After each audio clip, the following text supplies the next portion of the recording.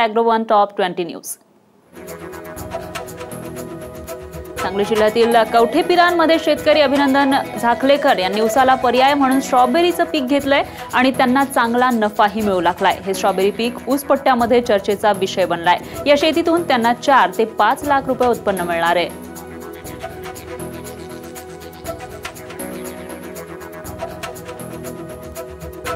राष्ट्रीय फलोत्पादन अभियान ऑनलाईन पद्धतीने राबवले जात असल्याचं भासवून अब्जावधी रुपयांचं अनुदान वाटप कामकाज मुळामध्ये ऑफलाईन पद्धतीने होत असल्याचं उघड झालंय.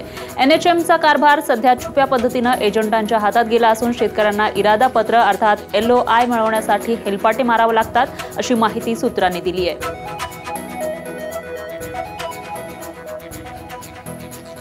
सांगलीच्या कृषी उत्पन्न बाजार समितीमध्ये हळदीची 3,768 क्विंटल आवक झाली. आवक स्थिर आहे आणि हळदीला 7,500 ते 11,400 रुपयांपर्यंत दर मिळतोय. तर हळदीच्या दरामध्ये 1,000 रुपयांनी घसरण झाली आहे. सांगलीची बाजारपेठ हळदीसाठी प्रसिद्ध आहे. इतर राज्यांच्या तुलनेमध्ये सांगली मार्केटमध्ये हळदीची आवक मोठ्या प्रमाणात होत असते आणि दरही चांगला मिळतो.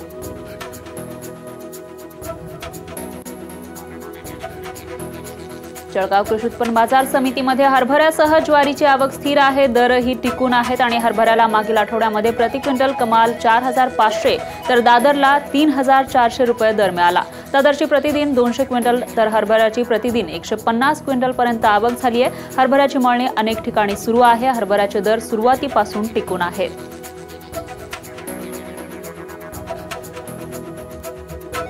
सांगलीच्या विष्णू अण्णा फळ मार्केटमध्ये डाळिंबाची 1,388 डझन आवक झाली. आवकेमध्ये घट झाली आहे तर दर हा 150 रुपये ते 300 रुपये 10 किलोच्या पेटीला मिळतोय.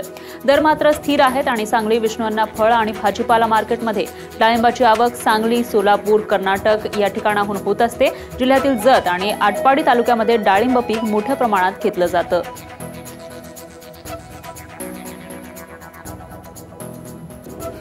सांगलीच्या विष्णू अण्णा फळ मार्केटमध्ये पायनॅपल फळाची 1 टन आवक झाली. आवक कमी आहे आणि पायनॅपलला 100 रुपयापासून ते 500 रुपयांपर्यंत दर मिळतोय. दर स्थिरच आहेत. मालाला मागणी वाढली आहे. दर मात्र स्थिर आहेत. आणखी दर वाढतील असं फळ मार्केटनं सांगितलंय.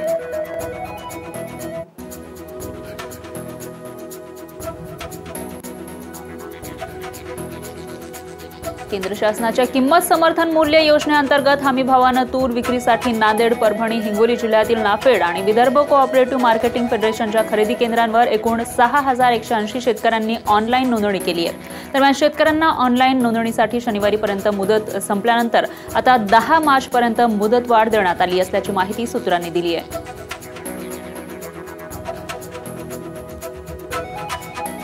दुष्काळी स्थितीमुळे आठवडी बाजारामध्ये जनावरांची माती मोल भावात विक्री सुरू आहे. वाशिम जिल्ह्यामध्ये मागील 3 वर्षांपासून दुष्काळी परिस्थितीमुळे चारा आणि पाण्याची टंचाई निर्माण झाली आहे. त्यामुळे जनावरांची जी संख्या आहे ती झपाट्याने घटते आणि उन्हाळ्याच्या सुरुवातीलाच आठवडी बाजारात मोठ्या प्रमाणात जनावरं विक्रीसाठी येत आहेत. मात्र विक्री करणारे पशुपालक जास्त आणि खरेदी करणारे कमी असल्यामुळे मातीमोल भावात विक्री करावी लागते.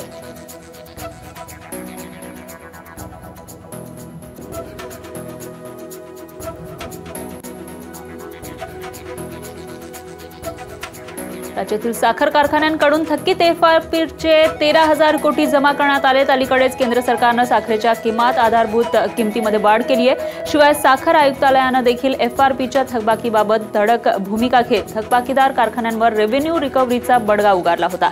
त्यामुळे कारवाईच्या धास्तीनं राज्यातील साखर कारखान्यांनी शेतकऱ्यांच्या FRPची 12,949 कोटी 28 लाख रुपयांची रक्कम जमा केली आहे. अजूनही 4,864 कोटी 97 लाख रुपये थकीत आहेत.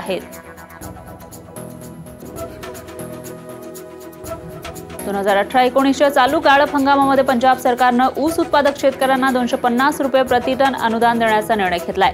पंजाब सरकारनं चालू गाळप हंगामामध्ये ऊसासाठी राज्य समर्थन मूल्य 310 रुपये प्रति क्विंटल इतकं निर्धारित केलंय. त्यामुळे आता पंजाबमधील साखर कारखान्यांना 285 रुपये प्रति क्विंटल दरानं शेतकऱ्यांना ऊसाची रक्कम अदा करावी लागणार आहे. अर्थात टनाला 2,850 रुपये प्रमाणे FRP द्यावी लागणार आहे.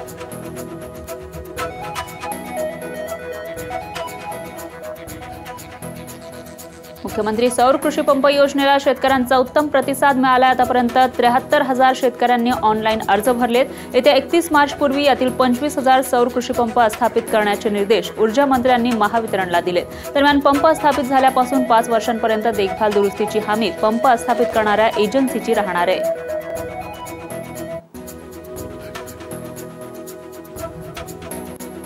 अकोल्यातील दुष्काळग्रस्तांसाठी 137 कोटी मिळालेले आहेत। अनियमित पावसामुळे जिल्ह्यामध्ये दुष्काळी परिस्थिती तयार झाली।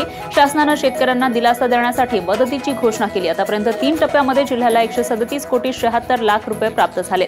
त्यापैकी 60 कोटी 87 लाख रुपये शेतकऱ्यांच्या खात्यामध्ये वळती करण्याचं काम पूर्ण झाल्याची माहिती मिळाली आहे। ही टक्केवारी 44.24 एवढी आहे। तर जिल्ह्यातील अकोला, बार्शी टाकळी, तेल्हारा, बाळापूर, मूर्तिजापूर या 5 तालुक्यांमध्ये दुष्काळ जाहीर करण्यात आला।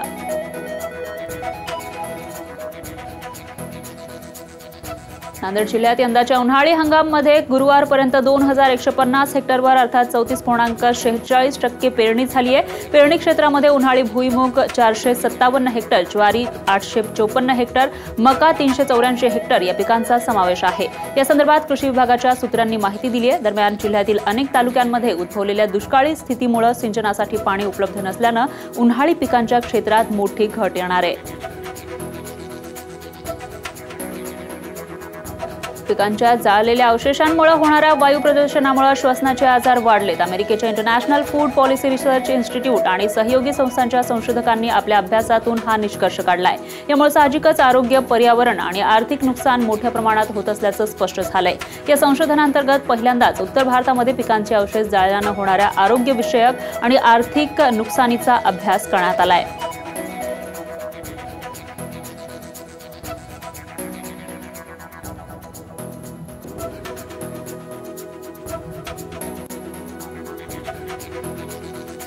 पंतप्रधान शेतकरी सन्मान निधी योजनेचे पैसे जिल्हा बँक किंवा सेवा सोसायट्यांनी संबंधित शेतकऱ्यांच्या कर्ज खात्यावर भरून घेऊ नयेत असे थेट आदेश शासनाच्या वतीने देण्यात आलेत। बऱ्याचदा शासनाकडून मिळणारी सबसिडी, विविध मदती बँका कर्जवसुलीसाठी वळवतात, त्यामुळे शेतकऱ्यांच्या हाती काहीच पडत नाही। त्यामुळे शासनाने हे प्रकार टाळण्यासाठी बँकांना सक्त आदेश दिल्याचं समजतंय। शासनाच्या या निर्णयाने शेतकरी वर्गाला दिलासा मिळालाय।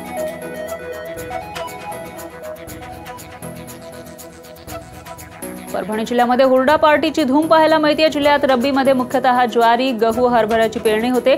जिल्ह्यात यावर्षी कमी पाऊस झाल्याने दुष्काळाचं सावट आहे। खरीपानं शेतकऱ्यांच्या हाती काही लागलं नाही आणि रब्बीमध्ये कमी पेरणी झाली आहे। त्यातल्या त्यात ज्या शेतकऱ्यांनी ज्वारीची पेरणी केली त्यांच्या शेतामध्ये कणसात दाणे भरलेत, त्यामुळे हुरडा खाण्यास गर्दी दिसतेय। जिल्ह्यातील पाथरी तालुक्यातील देवगे इथल्या समाजसेवक तथा प्रगतशील शेतकरी पांडुरंग गलबे यांनी आपल्या शेतामध्ये आपल्या मित्रांना हुरडा पार्टीचं आयोजन केलं होतं।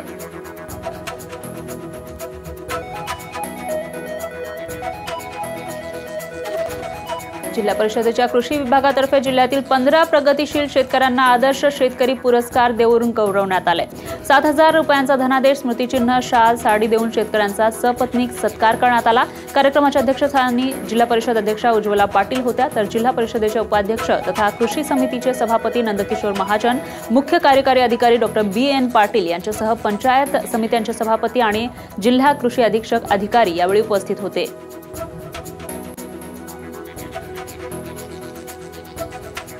सांगलीतील कडेगाव इथल्या केन ॲग्रो साखर कारखान्याकडील थकीत 3 कोटी 64 लाख रुपयांचं ऊस बिल अदा करण्यात आलंय। केन ॲग्रो साखर कारखान्याकडे 1.5 वर्षांपासून थकीत असलेले सोलापूर जिल्ह्यातील माळशिरस तालुक्यातील शेतकऱ्यांचे सुमारे 3 कोटी 64 लाख रुपये अदा करण्यात आले। 2017-18 या साली कारखान्याला केन ॲग्रो या कारखान्याला माझा 400 टन ऊस गेला होता। त्यांनी मला 2,000 उचल देण्यासाठी जवळजवळ 6 ते 7 महिने कालावधी लावला।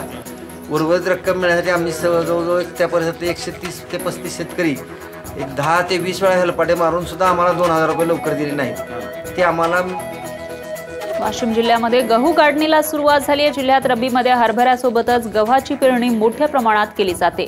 यंदा वेळोवेळी वातावरणामध्ये झालेले बदल आणि पाणी पातळी खालावल्यामुळे ऐन ओंबी भरण्याच्या कालावधीमध्ये पाण्याची कमतरता भासल्याने एकरी गव्हाचा 8 क्विंटल उतारा मिळतोय। त्यामुळे दरवर्षीच्या तुलनेत 2 ते 3 क्विंटल पर्यंत उतारा घटलाय।